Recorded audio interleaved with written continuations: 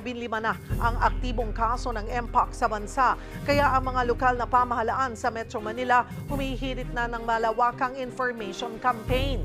Magbabalita si Gerard de la Peña. Isa pang panibagong kaso ng Mpox ang naitala ng Department of Health.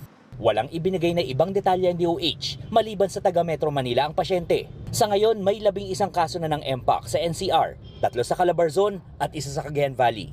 Ang Metro Manila Council hiniling na sa DOH na magsagawa ng massive information campaign sa mga lokal na pamahalaan. Ginagawa na raw ito ng ahensya online. Umpisahan po natin ng orientation na virtual muna para mas wider yung reach. Napag-usapan din ang tumataas na kaso ng leptospirosis. Hiling ng DOH sa mga LGU gumawa ng paraan para mapigilan ang paglangoy sa baha ng mga residente tuwing malakas ang ulan. Sa ngayon, may ordinansa na sa San Juan na pagmumultahin ng magulang ng batang nagsuswimming sa baha. Warning sa first offense, 500 piso sa second offense at 1,000 piso sa third offense.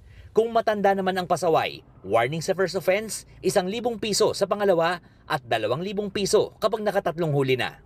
We have to make a distinction between yung necessity na lumusong sa baha at yung naliligo o nagsuswimming talaga sa baha for recreational purpose.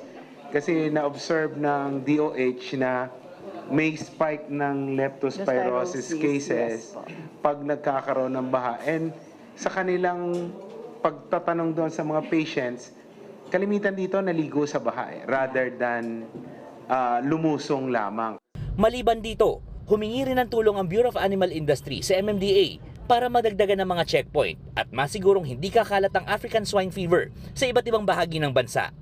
May 12 checkpoints na sa Metro Manila at Calabarzon, pero nalulusutan pa sila kaya humihiling sila ng dagdag na 6 na checkpoints. Parang transshipment point din ang Metro Manila, yung mga galing norte either dinadala dito or idinadaan papunta sa ibang lugar. Ganon din po yung mga galing south, dadalhin sa norte, yung mga infected na mga baboy.